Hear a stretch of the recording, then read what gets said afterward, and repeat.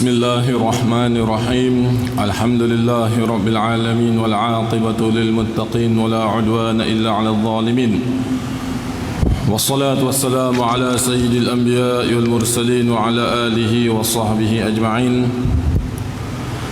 اللهم لا علم لنا إلا ما علمتنا فعلمنا ما ينفعنا وانفعنا بما علمتنا وارزقنا علما قال رب اشرح لي صدري ويسر لي أمري واحلل عقدة من لساني يفقه قولي السلام عليكم ورحمة الله وبركاته. Alhamdulillah, tuan-tuan, puan-puan, para jemaah yang dirahmati Allah SWT sekalian, pertama sekali bersyukur kita pada Allah SWT yang mana Allah SWT memberi kita taufik dan hidayah dan inayah untuk kita datang solat fardu maghrib secara berjemaah, dan kita dapat duduk dalam majlis untuk kita memperingati dan menyebut tentang sirah Nabi kita, junjungan kita Muhammad sallallahu alaihi wasallam. Sebahagian tempat menceritakan tentang Nabi hanya setahun sekali dalam Maulidur Rasul, tetapi alhamdulillah dan masya Allah, tuan-tuan, perempuan selalu baca sirah Rasulullah sallallahu alaihi wasallam, dan secara jadualnya kita di sini setiap minggu menceritakan tentang insan yang hebat ini, yaitu Nabi kita Muhammad sallallahu alaihi wasallam. Sememangnya baginda Muhammad sallallahu alaihi wasallam bukanlah insan yang sepatutnya diceritakan hanya setahun sekali. Beliau adalah insan yang sepatutnya dan selayaknya selalu kita bercerita tentangnya. Bahkan betapa hebatnya beliau, sekiranya kita tidak berselawat kepada baginda sallallahu alaihi wasallam dalam solat kita dan sengaja kita meninggalkannya, maka tak sahlah solat kita. Seperti mana yang kita belajar dalam fiqh, rukun solat yang 13, salah satunya ialah berselawat pada Nabi sallallahu alaihi wasallam dalam tahiyat yang akhir. Ini menunjukkan betapa pentingnya untuk kita ada hubungan yang rapat dengan Nabi Muhammad sallallahu alaihi wasallam. Hubungan dari sudut selawat, hubungan dari sudut ketaatan dan ittiba', hubungan dari sudut kita mengetahui sirah dan kehidupan Nabi kita Muhammad sallallahu alaihi wasallam, yang mana tujuan kita belajar sirah baginda adalah untuk kita bawa di dalam kehidupan kita. Baik, bagi siapa yang ada kitab boleh buka muka surat 247, iaitu kita sudah berada di dalam fasa selepas hijrahnya Nabi sallallahu alaihi wasallam ke Madinah, dan dalam tahun ketiga hijrah, dan insya-Allah pada malam ini kita menghabiskan sirah tahun yang ketiga hijrah, tahun yang ketiga hijrah Nabi sallallahu alaihi wasallam, dan sekiranya sempat insya-Allah kita akan masuk ke tahun yang keempat hijrahnya Nabi kita Muhammad sallallahu alaihi wasallam. Baik, dalam muka surat 247 dalam menceritakan tentang peperangan Uhud, iaitu salah satu peperangan yang nak tak nak kita sebagai umat Muhammad sallallahu alaihi wasallam kena belajar, kena tahu tentang sejarah ini, peristiwa ini. Seperti mana yang kita sebut sebelum ini, ada beberapa peperangan yang kita kena tahu.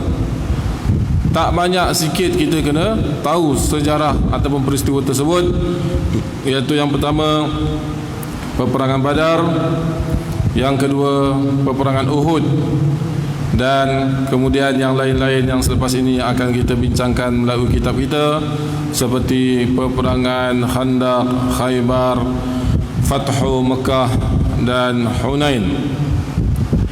Baik, dalam menceritakan tentang peperangan Uhud, kitab kita tulis apa? Walaupun pihak kufar Quraisy berjaya mengalahkan tentera Islam pada kali ini, namun mereka tidak berjaya dalam tujuan mereka untuk mengalahkan orang Islam, dan tidak berjaya membuka jalan perdagangan mereka ke Syam. Seperti mana yang kita sebut sebelum ni, iaitu kafir Quraisy daripada Mekah serang Madinah dalam peperangan Uhud. Antara sebabnya ialah untuk membalas dendam, untuk membalas dendam atas kekalahan mereka dalam peperangan Badar. Ini yang pertama. Yang kedua, kerana mereka nak membunuh Nabi SAW bersama para sahabat mereka, para sahabat Nabi yang hebat-hebat, yang penting-penting. Yang ketiga, supaya mereka boleh mudah menjalankan perniagaan mereka ke Syam. Ini dah banyak kali kita sebut bagaimana daripada Mekah pergi ke Syam akan melalui Madinah, walaupun bukan dalam kota Madinah, tetapi laluan yang hampir dengan Madinah. Mereka takut kalau orang Islam kuat, mereka tak boleh meneruskan perjalanan mereka untuk bisnes import ekspor daripada Mekah ke Syam, ke Palestin, Syria dan yang sekitarnya. Baik, dikatakan di sini bahawa walaupun orang Islam telah ramai terbunuh dalam peperangan Uhud, seperti mana yang kita bincangkan sebelum ni, tetapi orang kafir sebenarnya belum menang disebabkan yang pertama, mereka masih belum boleh buka jalan perniagaan mereka ke Syam lagi, kerana kerajaan Islam di Madinah masih ada. Yang kedua, kitab kita kata apa?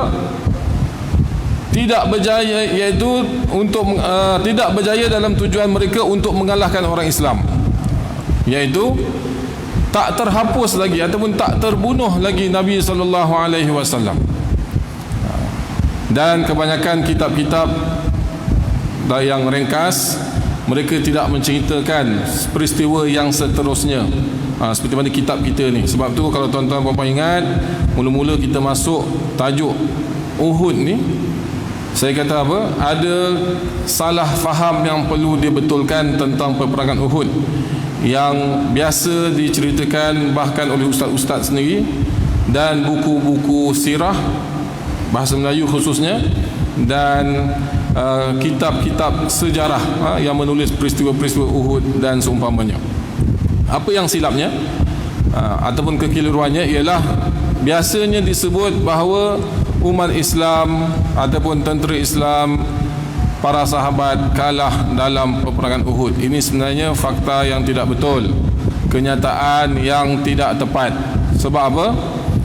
Selepas umat Islam yang dikatakan dikalahkan di medan Uhud tu, esok lusanya masih lagi orang-orang Islam dalam keadaan luka parah.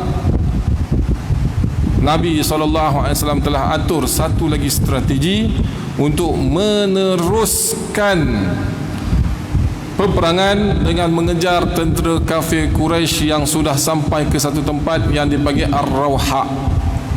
Ar-Rawha, iaitu kafir Quraisy Mekah dah tinggalkan medan peperangan Uhud, sampailah ke Rawha. Rawha ni lebih kurang dalam di pertengahan, tengah jalan antara Madinah ke Mekah, lebih kurang dalam 40 km, lebih kurang 40 ke 60 km.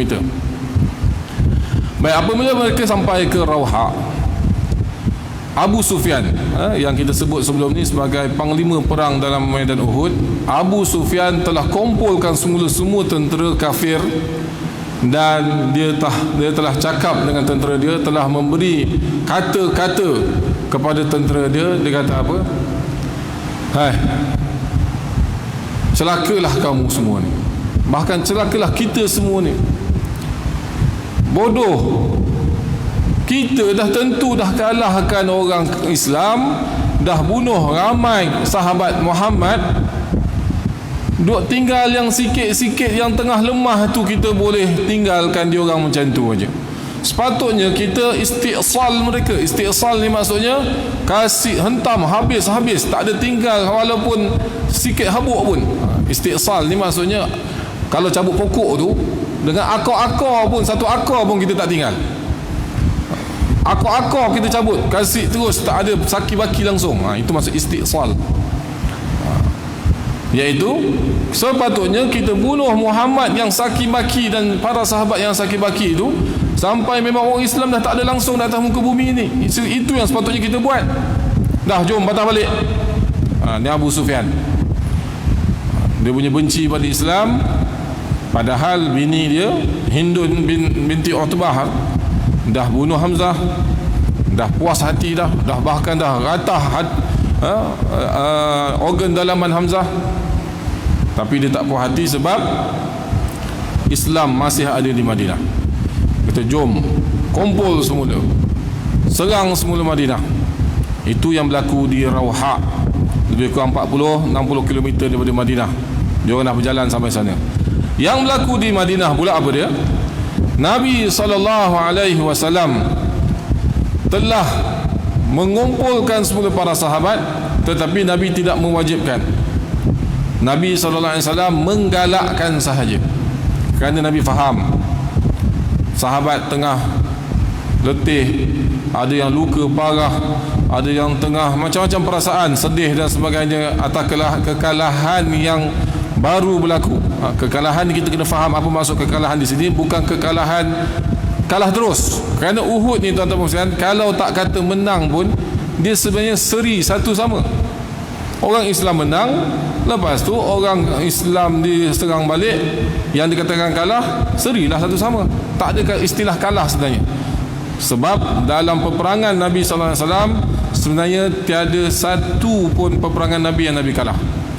Ini sebenarnya penting, sebab bukanlah kerana kita nak ngaku menang kalah ni, sebab ada Allah Subhanahu Wa Taala menegaskan bahawa Nabi SAW sentiasa dimenangkan oleh Allah Ta'ala. Sekiranya kita kata Nabi kalah dalam Uhud, ibaratnya kita telah menyalahkan Al-Quran yang mengatakan Nabi SAW sentiasa ghalib, sentiasa menang ke atas musuhnya.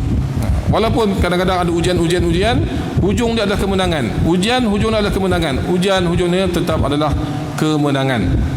Baik, cerita tadi Rauha, mereka kat Rauha. Nabi SAW di Madinah memberi dorongan, rangsangan dan galakan kepada para sahabat supaya keluar balik, tapi dengan syarat sahabat yang nak ikut ni, tentera yang nak ikut ni hanya tentera yang dah ikut dalam Uhud sahaja. Yang tak ikut perang Uhud tak boleh ikut. Bayangkan, memang orang yang dah letih, orang yang dah cedera parah, itu yang Nabi minta keluar. Yang rehat ataupun yang tak keluar sebelum tu, Nabi SAW tak beri keluar, kecuali seorang sahabat, iaitu beliau jumpa Nabi SAW. Beliau kata, wahai Rasulullah, ayah aku yang ikut engkau Uhud, tapi dia dah syahid. Aku ni dibiarkan untuk jaga adik-beradik perempuan aku, ada 7 orang. Ayah aku kata apa? Tak bagus kalau aku dan kau keluar, biar aku yang keluar, engkau jaga adik-beradik engkau 7 orang. Apa-apa terjadi nanti engkau boleh jaga adik-beradik engkau. Wahai Rasulullah, aku sebenarnya engkau tahu aku punya sifat aku macam mana. Aku memang nak keluar, tapi oleh kerana ada giliran yang berlaku aku tak keluar, izinkan aku ikut sama-sama untuk pergi kejar orang kafir yang ada dekat Rauha tu. Maka Nabi SAW pun izinkan. Dia seorang sahaja yang bersama Nabi SAW, yang bukan dari kalangan tentera Uhud. Yang lain 69 orang yang lain, total 70 orang yang ikut Nabi SAW, semuanya tengah cedera parah. Jadi ulama kata, kenapa Nabi SAW meletakkan syarat ni, siapa yang dah bersama di Uhud saja yang ikut? Ada beberapa sebab. Yang pertama, misi yang nak dijalankan ni misi yang sangat-sangat penting. Yang sangat-sangat penting. Sebab apa? Nabi tahu kekuatan orang kafir yang nak dikejar tu. Nabi dah bertempur dah dengan mereka. Nabi tahu kekuatan mereka. Dan tentera yang nak dipilih mesti tentera yang betul-betul dah diterima pengorbanan mereka oleh Allah Ta'ala. Ini yang paling penting, iaitu penerimaan dari Allah.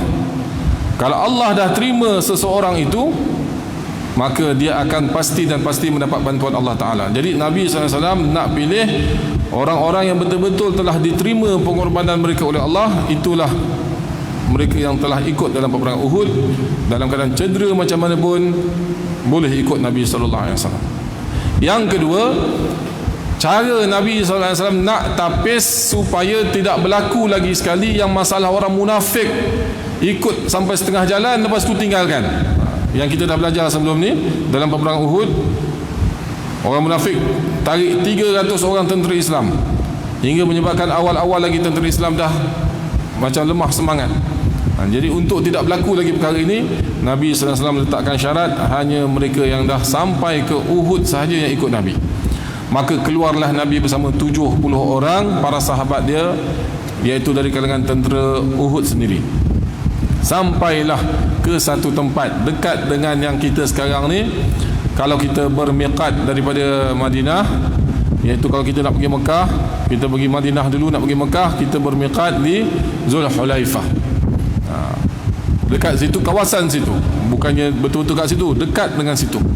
Nabi SAW lalu di satu kawasan yang dihuni oleh Bani Khuza'ah. Salah seorang daripada Bani Khuza'ah ni ialah Ma'bad, Abu Ma'bad.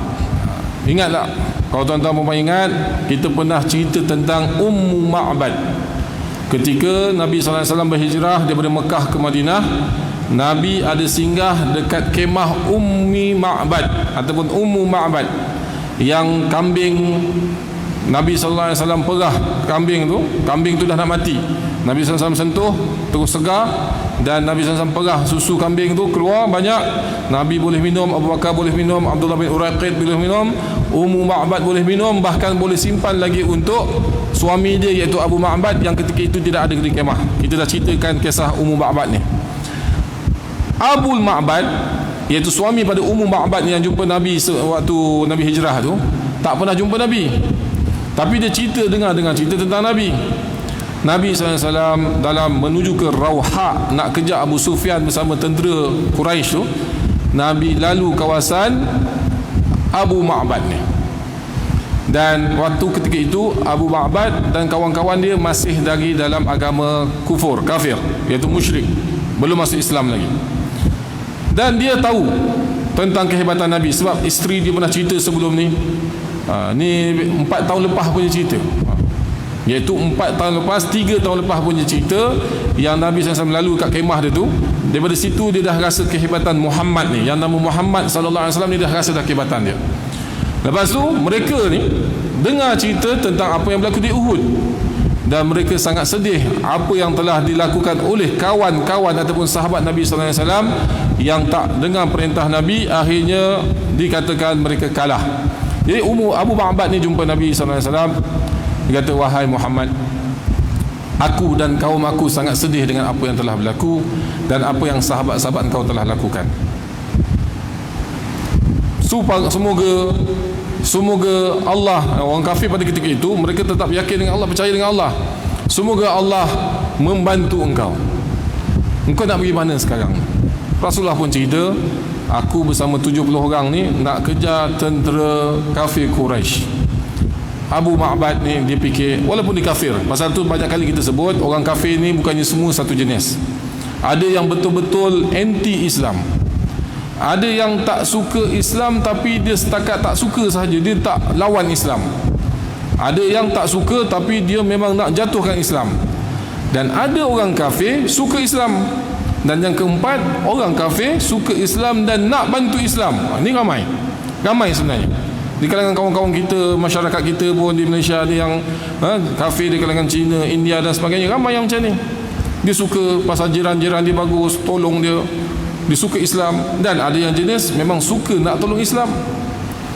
Abu Ma'bad ni dia jenis kafir yang suka nak tolong Islam. Jadi dia telah beritahu pada Nabi Muhammad SAW, engkau rehatlah dulu di sini, aku akan melakukan sesuatu. Engkau rehat dulu di sini, nanti aku akan beritahu sesuatu selepas aku lakukan sesuatu. Maka Abu Ma'bad ni pun dia terus meneruskan perjalanan dia. Dia yang pergi jumpa Abu Sufyan, tapi dia berlakon bukan nak pergi, seolah-olahnya dia setakat nak pergi Mekah lalu dekat Abu Sufyan. Sebenarnya memang dia nak jumpa Abu Sufyan, tapi depan Abu Sufyan seolah-olahnya dia nak pergi Mekah. Jadi apabila dah sampai di Rawha, lebih kurang yang tempat Nabi sampai itu nama dia Hamra'ul Asad. Hamra'ul Asad ni lebih kurang dalam 10 km je daripada Mekah, 10-15 km, bermaksud 40 km dia dah berjalan naik kuda dia. Sampailah jumpa tentera Quraisy ni. Waktu tu Abu Sufyan dah bersiap-siap untuk patah balik ke Madinah. Abu Sufyan yang tegur dia, sini jap, engkau datang dari mana? Aku datang daripada perjalanan daripada Madinah nak pergi Mekah. Engkau nampak apa kat belakang? Maksudnya engkau tinggalkan Madinah tu dalam keadaan apa? Dia nak ambil berita Madinah ni tengah sedih ke, tengah apa ke. Engkau tinggalkan Madinah dalam keadaan apa? Pasal dia tahu Ummu Ma'bad ni ada orang kafir, mungkin ada patung ke dekat dia. Jadi dia tanyalah. Abu Ma'bad kata apa? Waktu aku tinggalkan Madinah tu, aku melalui Muhammad bersama tentera dia yang aku tak reti nak ceritakan berapa ramai yang keluar bersama dia. Dia bawa cerita. Dia nak nakutkan Abu Sufyan ni. Habis tu ustaz, menipu ke tu? Mungkin ada yang tertanya juga, tu kira menipu tak tu? Dalam agama Islam, tipu tidak dibenarkan. Dia tu kafir.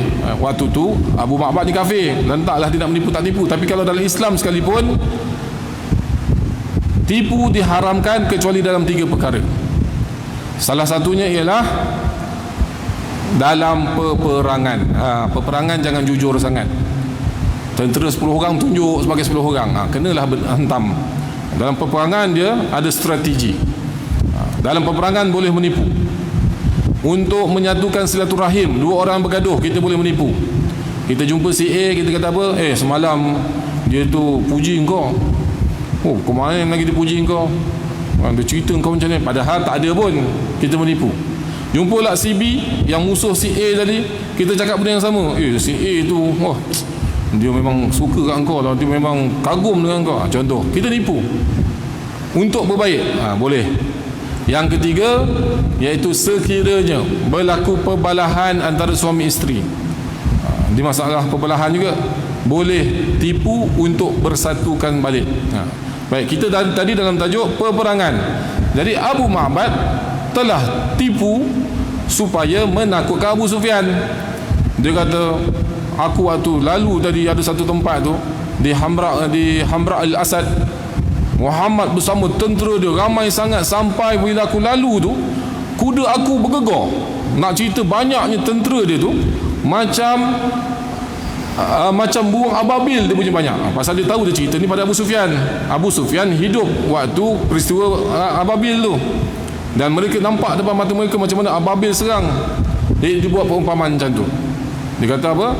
Ramainya tentera Muhammad ni macam burung ababil. Kuda aku ni bergegar sampai macam nak terjatuh kuda aku ni. Punyalah ramai dia punya tentera dia. Aku nasihatkan kau, tak payahlah. Abu Sufyan, aku nasihatkan kau, baik patah balik. Daripada kau nak habiskan diorang yang habiskan kau nanti. Abu Sufyan dah mula takut. Abu Sufyan dah mula takut, dan dia pun perintahkan tentera dia patah balik. Dalam keadaan patah balik tu, ada satu kafilah yang datang daripada Mekah nak menuju ke Madinah. Pasal tadi Abu Ma'bad ni dia pura-pura nak ke Mekah. Jadi dalam keadaan dia pura-pura nak ke Mekah tu, kebetulan ada kafilah lain lalu nak ke Madinah. Abu Sufyan tahan kafilah ni. Dia kata, beritahu Muhammad, sebenarnya aku nak patah balik ke Madinah, nak serang semula, tapi belum sampai masanya. Tunggulah, akan datang, kami akan sampai semula. Maka kafilah ni pun dah sampai ke Hamra'ul Asad tadi. Nabi SAW dapat berita tersebut. Kemudian Nabi SAW beritahu para sahabat dan berpatah balik. 3 hari Nabi SAW duduk di Hamra'ul Asad untuk membuat keputusan seterusnya macam mana. Jadi di dalam peristiwa ini, tuan-tuan yang dirahmati Allah SWT, yang kita dapat daripada yang kita dapati daripada kisah ini, yang pertama sekali, orang Islam menang dalam peperangan Uhud. Kerana Uhud dengan Hamra'ul Asad ini adalah peperangan yang bersambung, iaitu orang Islam menang. Itu yang pertama. Yang kedua, bagaimana adanya masyarakat dari kalangan orang kafir yang nak membantu Islam. Sebab apa? Sebab apa? Tadi kita dah dengar Abu Ma'bad nak bantu Nabi SAW, tapi sebab apa? Ini yang penting. Sebabnya ialah akhlak Nabi SAW. Kenapa Abu Ma'bad nak tolong Nabi? Sebab dia teringat cerita 3 tahun lepas ni, yang Nabi lalu dekat khemah isteri dia. Nabi, satu mukjizat, boleh keluar susu dan sebagainya. Satu lagi, nak isteri dia cerita, isteri Abu Ma'bad dia cerita, orang yang singgah rumah kita tadi ni, khemah kita, baik sangat. Mata dia tak tengok aku. Walaupun perempuan tua, Nabi SAW tak tengok. Maksudnya dia sangat menjaga pandangan dia daripada aku. Dan cara tutur kata dia sangat menunjukkan dia adalah orang yang mulia. Dan tidak ada tanda-tanda bahawa mereka akan menyakiti aku. Perempuan tinggal seorang, boleh aja kan? Kalau orang datang nak menyakiti, ambil apa-apa. Daripada kata-kata isteri dia, Abu Ma'bad ni dah terkesan bahawa Muhammad yang didengar cerita ni, akhlak dia adalah sangat mulia. Kerana itu tuan-tuan sekalian, dakwah ni bukannya mesti dengan kata-kata. Dalam kitab-kitab sirah yang menceritakan tentang Ummu Ma'bad ni, setakat yang saya baca, tak ada satu pun yang menceritakan bahawa Nabi SAW menyampaikan dakwah pada Ummu Ma'bad, isteri perempuan tadi tu. Tak ada pun Nabi sampaikan, Ummu Ma'bad, ucaplah la ilaha illallah, engkau akan berjaya, ngakulah aku ni Nabi. Tak ada. Nabi tak ada pun sampaikan dakwah supaya masuk Islam. Tetapi akhlak Nabi SAW itulah sebenarnya yang dipanggil dakwah hali, iaitu dakwah secara hal, dakwah secara akhlak, dakwah secara perbuatan, perkataan. Jadi begitulah kita tuan-tuan sekalian. Kadang-kadang dalam kehidupan kita, masyarakat, kita ada jiran, tetangga, kawan-kawan yang bukan beragama Islam. Kadang-kadang kita takut juga ataupun risau kalau kita cerita tentang Islam, mungkin sensitif keadaan agama dan sebagainya. Niatkan dakwah juga, tetapi tunjukkan akhlak yang mulia. Tidak menipu dia, tak kutuk dia, tak rendahkan maruah dia. Kadang-kadang, minta maaf cakap, kita dah berterlampau kawan sangat. Walaupun dengan kawan-kawan kafir, kita ajuk dia, kita hina dia, kita kutuk dia, kan? Macam-macam. Dia pun okey je, kita pun lagi dia okey, lagi kita rendahkan dia. Tidak sepatutnya. Kitalah sepatutnya yang jaga dia, muliakan dia, puji dia, sekali-sekali belanja makan kat dia. Kalau tengok dia ada masalah, kita cuba tackle dia. Ini yang berlaku pada dakwah Nabi SAW. Ketika masalah penghambaan berlaku di Mekah, kenapa Bilal boleh masuk Islam? Kenapa Bilal boleh menerima ajaran Nabi SAW? Antaranya Abu Bakar As-Siddiq radhiyallahu an, dia jumpa Bilal, dia menceritakan bahawa Islam tidak meletakkan seseorang itu hamba kecuali pada Allah Ta'ala. Engkau bebas, walaupun secara statusnya engkau hamba kepada Tuhan kau, tapi sebenarnya hakikatnya engkau adalah hamba pada Allah. Dia meletakkan rasa aku adalah merdeka, aku ni manusia yang merdeka, aku hanya hamba Allah sahaja.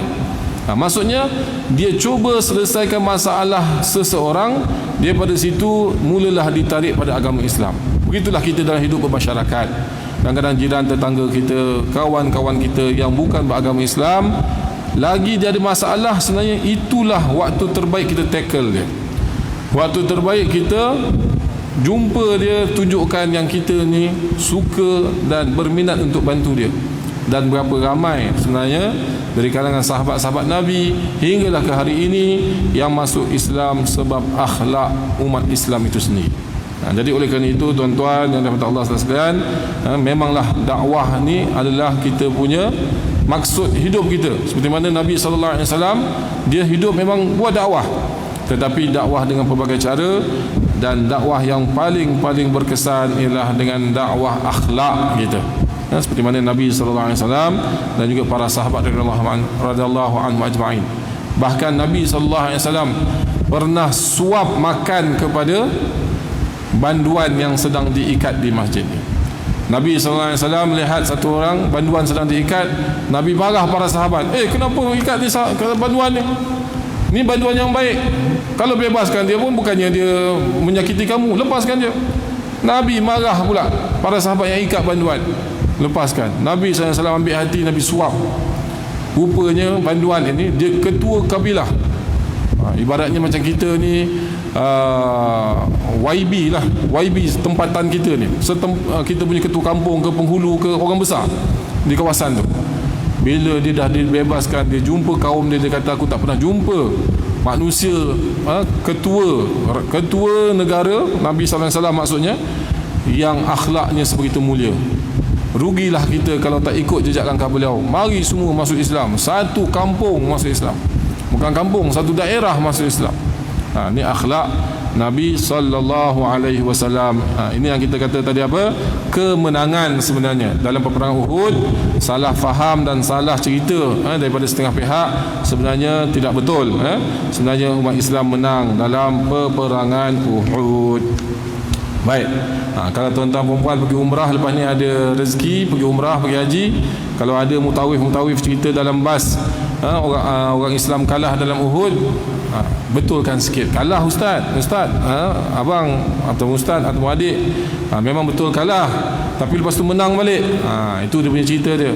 Menang balik kat mana? Dekat Hamra'ul Asad. Dalam Hamra'ul Asad Nabi SAW kejar orang kafir lari balik. Jadi menang. Walaupun kalah tapi akhirnya menang semula. Kalau cerita tu 2-1 lah, menang kalah menang balik.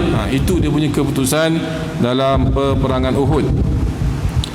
Baik, muka surat seterusnya. Kepentingan mesyuarat dan Nabi menghormati pandangan orang lain. Ni hebat Nabi SAW walaupun dia adalah Nabi dan ketua negara, ketua tentera, semua ketua dia, tetapi dia terima pendapat orang lain. Jadi ini ada pengajaran untuk ketua-ketua, untuk guru besar, pengurusi, apa-apa sajalah dalam hidup kita bermasyarakat ni, dalam sebagai ketua keluarga, ayah-ayah, bapa-bapa ni kan, bukanlah kita ni jadi telah kita menjadi detektor. Apa yang kita sebut orang lain tak boleh nak bangkang, tak boleh terima pendapat orang lain, kita saja yang betul. Itu tak sifat yang tidak bagus. Nabi SAW sendiri menerima pendapat para sahabat. Ketika mendengar kemarahan tentera musyrikin, Rasulullah bersabda, jika kamu setuju, aku melihat untuk kita tetap bertahan di dalam kota Madinah dan membiarkan mereka tetap di tempat mereka. Jika mereka menyerang ke dalam Madinah, barulah kita berperang dan melawan mereka. Kita dah sebut dah kisah ni sebelum ni. Sebahagian sahabat mengusulkan, wahai Rasulullah, keluarlah bersama-sama kami bertemu musuh kita, supaya mereka tidak menyangka bahawa kita telah takut dan lemah. Rasulullah setuju dengan pandangan para sahabatnya. Nabi SAW terima, walaupun sebenarnya Nabi nak tentera Islam ni duduk dalam Madinah aja, duduk dalam kota Madinah. Tentera kafir tunggu kat luar, iaitu tunggu di medan perang. Kalau mereka masuk serang, baru kita serang ikut strategi perang panda, perang dalam kota. Perang ni banyak strategi. Perang udara macam mana, laut macam mana, hutan macam mana, medan dalam di padang pasir macam mana, dalam kota macam mana. Nabi SAW nak gunakan strategi perang dalam kota. Tapi para sahabat kata kita perang di medan. Akhirnya berlakulah peperangan dalam medan Uhud. Di sini apa yang nak ditekankan dalam tajuk ni ialah bagaimana Nabi SAW menghormati pandangan orang lain. Dan apabila berlaku kekalahan yang kita sebut kekalahan sebelum Hamra'ul Asad tadi tu, Nabi SAW tidak menyalahkan pun pendapat yang suruh ataupun yang ajak pergi perang di medan peperangan, medan Uhud ni. Ini pun salah satu adab yang kita kena belajar. Sekiranya keputusan dah dibuat dalam mesyuarat, itu adalah keputusan bersama. Sekiranya ada keburukan berlaku selepas itu, jangan saling salah menyalahkan. Contoh, jangan cerita besar-besar lah, jangan cerita masjid, jangan cerita negeri, negara, daerah. Kita cerita dalam keluarga kita. Contohnya, kita nak beli kereta A, isteri kita kata belilah kereta B bang. Kita pun tengok dia macam nak sangat kereta B tu, okeylah beli baru pakai 3-4 hari tekan butang turunkan tingkap tak boleh. Contohnya macam sebelum ni kereta Proton lah kan, baru pakai tak sampai seminggu pun tingkap pun tak boleh turun kan, auto lock pun tak boleh auto lock. Kita pun mesti ni lah awak ni, saya nak beli Pro 2, awak yang nak suruh beli Proton. Inilah keadaan. Jangan. Sebab apa? Kita dah buat keputusan bersama, mesyuarat. Kita beri cadangan Pro 2, isteri beri cadangan Proton, kita yang buat keputusan beli Proton. Tiba-tiba berlaku masalah, jangan menyalahkan. Ini antara akhlak yang Nabi SAW tunjukkan. Apa sahaja keputusan yang dah dibuat dengan mesyuarat, maka itu adalah keputusan bersama. Baik ataupun buruk, tanggung sama-sama. Begitu juga apa-apa keputusan yang lain. Nak pergi mana ke, ikut travel mana ke, nak pergi ke Palestin, cari dalam Facebook, mana ni, travel mana nak ikut ni, A, B, C, D, E, tengok harga mampu tak mampu, dia punya program okey tak okey. Anak kata tak apalah abah, saya uruskan. Okeylah, abah pun buat keputusan, okey Along awak uruskan. Itu dah keputusan mesyuarat. Tiba-tiba kena tipu, travel tu menipu contohnya. Janganlah salahkan si Along ni, sebab ayah dah buat keputusan, awak yang uruskan, maka tanggung bersama. Jangan salahkan 100%. Ini antara akhlak yang ditunjukkan oleh Nabi SAW dalam perang Uhud. Walaupun Nabi tak nak keputusan yang dia buat tu, tetapi bila dah buat keputusan, adalah keputusan bersama. Baik, seterusnya keberanian Abu Dujanah. Abu Dujanah ni, dia adalah sahabat Nabi SAW yang tak glamour pun, tak ramai pun kenal dia, tetapi dialah yang telah mengambil pedang Nabi SAW untuk menunaikan tanggungjawab pedang itu. Rasulullah SAW bertanya, siapakah yang bersedia mengambil pedang ini dengan haknya, iaitu tanggungjawab dia. Pedang ni memang pedang yang hebat. Siapa yang boleh gunakan dengan kehebatan, tunaikan hak-hak pedang ni. Abu Dujanah berdiri dan berkata, aku yang mengambilnya wahai Rasulullah. Apakah hak pedang ini wahai Rasulullah? Dia terima dulu, baru dia tanya. Bukan ditanya dulu.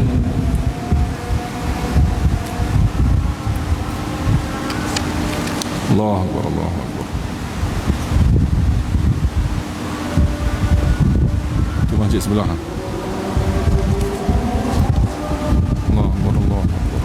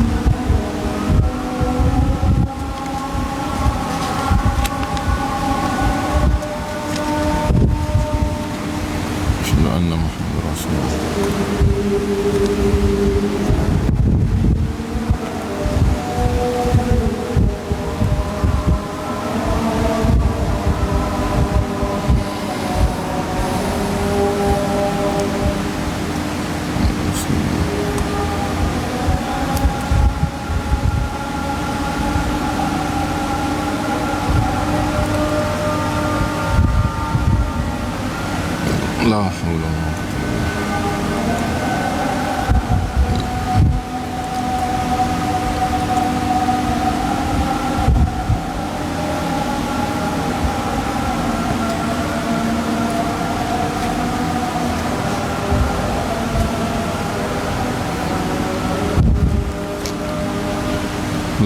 haula wala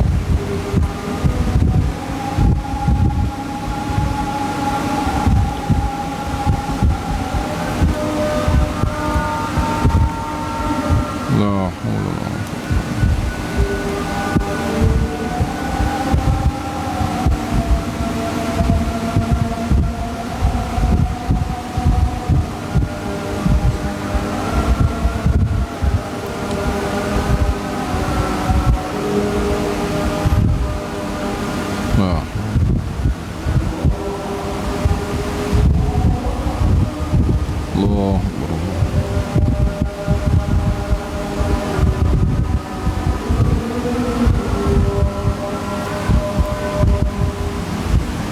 La ilaha illallah mahmudan alladhi wa'ata innaka la tukhliful mi'ad. Baik. Abu Dujanah berdiri dan berkata, aku yang mengambilnya wahai Rasulullah. Apakah hak pedang ini? Rasulullah menjawab, kamu menebas musuh Allah dengannya sehingga ia bengkok.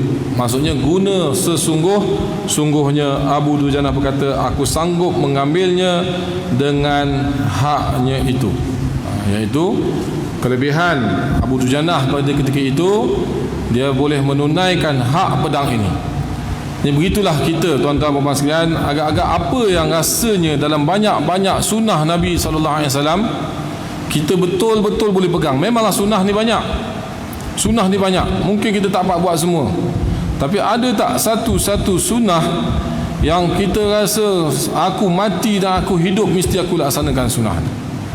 Dan sunnah yang paling besar sudah pastilah sunnah ataupun perbuatan Nabi sallallahu alaihi wasallam solat fardu secara berjemaah di mana azan diazankan di masjid di surau.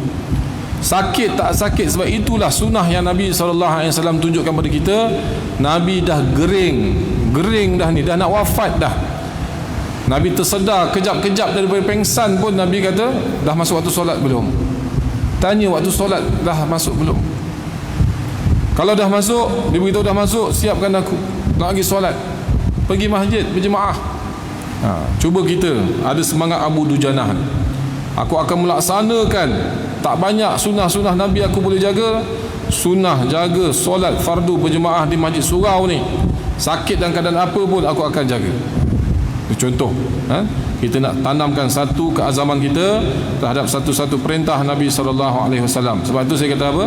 Kita belajar sirah ni, kita nak ambil semangat para sahabat, nak bawa dalam kehidupan kita. Cerita macam ni, kita dah tak dapat pedang Nabi. Habis itu apa semangat yang kita boleh ambil? Semangat pegang ajaran Nabi itu. Kita cuba. Baik, seterusnya peristiwa Nabi dikatakan terbunuh. Musuh berjaya menembus barisan tentera Muslim sehingga berada di hadapan Rasulullah. Mereka mengasari baginda dengan batu sehingga sebatang gigi baginda tanggal, muka dan bibir baginda luka. Inilah satu-satunya peperangan yang Nabi SAW luka parah. Rasulullah jatuh ke dalam lubang.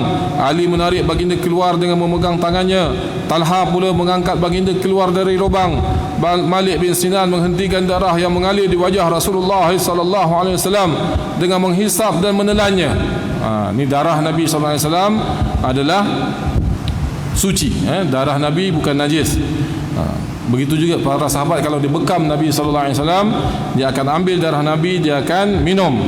Dan Nabi SAW bersabda, sesiapa yang darahku menyentuh darahnya, dia tidak akan disentuh api neraka. Ini khusus hukum untuk Nabi SAW. Baik, perlaksanaan persaksian Rasulullah terhadap para syuhada dalam perang Uhud. Mungkin ada yang tertanya, Ustaz, kan ada yang tak dengar cakap Nabi, perintah Nabi dalam perang Uhud. Habis itu mereka mati macam mana tu? Syahid ke macam mana tu? Nabi SAW setelah Rasulullah SAW melihat semua syuhada, baginda bersabda, aku yang akan menjadi saksi di akhirat terhadap mereka semua yang syahid. Itu kesilapan yang berlaku yang Allah SWT sendiri telah memaafkan, dan Nabi SAW menyaksikan bahawa mereka semua adalah syahid. Sebab itu kita tidak boleh bersangka buruk dengan mana-mana para sahabat pun. Walaupun ada kesilapan berlaku, mereka adalah orang yang terpilih di sisi Allah Subhanahu wa taala, radhiyallahu anhum wa radu'an. Sesungguhnya tidak ada luka yang terluka di jalan Allah kecuali akan dibangkitkan pada hari kiamat nanti dengan luka yang berdarah, warnanya warna darah tetapi baunya bau kasturi. Sama juga siapa yang mati dengan tengah pakai kain ihram. Tengah pakai ihram dia mati, sakit ke dan sebagainya, tak kira lelaki ataupun perempuan, bangkit hari kiamat nanti, dia akan dalam keadaan bertalbiyah, labbaik Allahumma labbaik, labbaik la syarika lak labbaik. Masya Allah. Mulianya orang yang mati dalam keadaan berihram, dan mulianya orang yang mati sedang berjihad di jalan Allah Subhanahu wa taala. Baik, yang terakhir untuk tahun ketiga Hijrah, kasih sayang sahabat kepada Nabi SAW. Zaid bin Al-Dusnah Dufnah, tha ni, Dufnah dibeli oleh Sufyan bin Umayyah untuk dibunuh sebagai balas dendam atas terbunuhnya bapanya dalam perang Badar yang dahulu. Mereka membawa Zaid keluar dari wilayah haram untuk dibunuh. Ingat tak peristiwa Raji'? Dalam tahun 3 Hijrah kita dah cerita peristiwa Raji', yang orang kafir konon-konon jumpa Nabi, minta hantar para sahabat untuk ajar Quran. Akhirnya dalam perjalanan mereka bunuh dan ada sebahagian mereka jual jadi hamba sahaya. Salah seorangnya ialah Zaid bin Ad-Duthnah ni, yang telah ditipu, dihantar oleh Nabi untuk mengajar Quran, tapi orang kafir tipu, sebahagian dibunuh, sebahagian dijual. Zaid bin Duthnah ni termasuk yang dijual tu. Dibeli oleh Abu Sufyan. Dia beli itu pula sebenarnya untuk bunuh. Sufyan ni dia beli daripada orang kafir yang colik tu. Yang colik tu nak duit. Sufyan beli nak bunuh, nak balas dendam. Apa yang berlaku? Orang Quraisy berkumpul untuk menyaksikan peristiwa itu, termasuklah Abu Sufyan bin Harb. Abu Sufyan yang kita cerita tadi tu, yang panglima perang Uhud, orang kafir. Abu Sufyan berkata pada Zaid, "Wahai Zaid, kami mahu kamu bersumpah untuk menjawab dengan benar. Apakah kamu mahu sekiranya Muhammad menggantikan tempat kamu ini dan kamu boleh duduk dengan tenang bersama dengan keluargamu?" Zaid, sekarang kau nak kena bunuh kerana engkau beriman dengan Muhammad. Nak tak Muhammad yang datang tempat engkau, kami bebaskan engkau? Apa jawab Zaid? Zaid berkata, "Demi Allah, kami tidak mahu," bukan aku saja, kami para sahabat Muhammad SAW, "kami tidak mahu Muhammad di tempatnya sekarang. Kami tidak mahu Muhammad di tempatnya sekarang walaupun tersusuk duri yang boleh mencederakannya, sedangkan aku bersukaria dengan tenang bersama dengan keluargaku." Jangan berada tempat aku yang nak kena bunuh ni. Kena duri pun kami tak rela kena pada Nabi Muhammad sallallahu alaihi wasallam. Ini sifat para sahabat radhiyallahu anhum ajma'in. Abu Sufyan berkata, "Kami tidak pernah berjumpa dengan orang yang sangat mencintai orang lain seperti cintanya para nabi, para sahabat Muhammad kepada Muhammad sallallahu alaihi wasallam." Ini cinta para sahabat Nabi. Mereka tak sanggup melihat Nabi kena duri dalam keadaan mereka senang-senang dengan keluarga. Jadi tuan-tuan, puan-puan Allah sekalian, kita pun begitulah. Kita nak belajar sifatnya. Macam mana kita tak sanggup melihat sunnah-sunnah Nabi dihina, direndahkan, ajaran Nabi direndahkan, syariat Nabi direndahkan, sedangkan kita goyang kaki, kita relax, kita bersukaria. Sesuatu perlu kita lakukan untuk memperjuangkan sunnah-sunnah dan ajaran Nabi Muhammad sallallahu alaihi wasallam. Ini cara kita zahirkan tentang cinta kita pada Nabi sallallahu alaihi wasallam. Dan bulan ini bulan Rabiul Awal, masjid-masjid menyambut Maulidul Rasul, walaupun tak boleh ramai-ramai macam sebelum ni, kan, boleh setakat ceramah-ceramah macam ni biasa-biasa. Bukan sahaja dengan menzahirkan dalam ceramah, tetapi kita zahirkan cinta kita Nabi kepada Nabi sallallahu alaihi wasallam dengan mengikuti jejak langkah Nabi kita Muhammad sallallahu alaihi wasallam.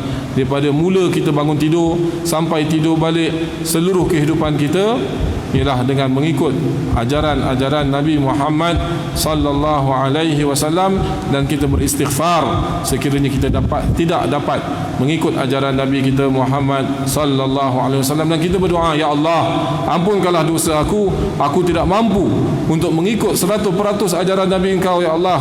Ya Allah, ampunkanlah dosa aku dan berilah aku taufik dan hidayah supaya dapat kekuatan mengamalkan keseluruhan ajaran dan sunnah yang dibawa oleh Nabi Muhammad sallallahu alaihi wasallam." Setidak-tidaknya kita ada niat, kita ada azam, kita ada usaha untuk kita mengikuti keseluruhan ajaran Nabi kita Muhammad sallallahu alaihi wasallam. Wallahu a'lam bishawab. Apa yang baik daripada Allah Taala, apa yang tidak baik atas kelemahan dan kekurangan diri saya sendiri. Bismillahirrahmanirrahim. Alhamdulillahirabbil alamin. Wassalatu wassalamu ala sayyidil anbiya'i wal mursalin wa ala alihi washabihi ajma'in. Allahumma inna nas'aluka 'ilman nafi'a wa 'amalan mutaqabbala wa imanan kamila wa yaqinan sadiqa wa rizqan wasi'an halalan tayyiban mubarakan fihi shifaa'an min kulli da'. Rabbana ighfir lana wa liwalidina wa lil mu'minina yawma yaqumul hisab. Allahumma habib ilaina al-iman wa zayyinhu fi qulubina wa karih ilaina al-kufra wal fusuq wal 'isyan. Allahumma ij'alna minar rasyidin. Rabbana atina fid dunya hasanatan wa fil akhirati hasanatan wa qina adzaban nar. Wa sallallahu ala sayyidina Muhammad wa ala alihi washabihi wasallam. Subhana rabbika rabbil izzati amma yasifun. Salamun alal mursalin walhamdulillahi rabbil alamin.